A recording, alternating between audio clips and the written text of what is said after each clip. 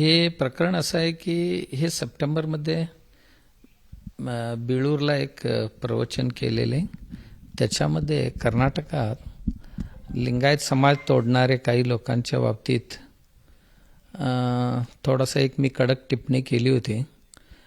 त्याच्यावर ती कार्य लिंगायत समाज तोडण्याचा एक महापाप कर्नाटक सरकार आणि तिथला एक मंत्री हे मिळून करत होते.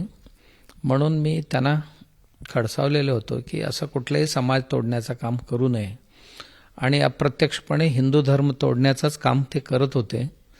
तर असं करू नये म्हणून त्यांना सांगितलेले.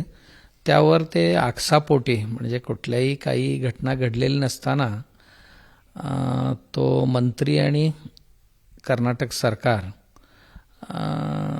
कुत्सित बुद्धीने जाऊन एक कंप्लेंट दाखल केली. तिथले SP आणि DYSP पण त्यांना सांगत होते, ते मला फोन करून सांगितलं त्यांनी की असं काही घटना घडलेली नाही आणि करायची इच्छा नाही आणि आम्हाला करता येत नाही, पण काही लोकांचे दबाव आहे, त्या दबावाखाली आम्हाला हे करावं लागते असं त्यांनी सांगितलं मला.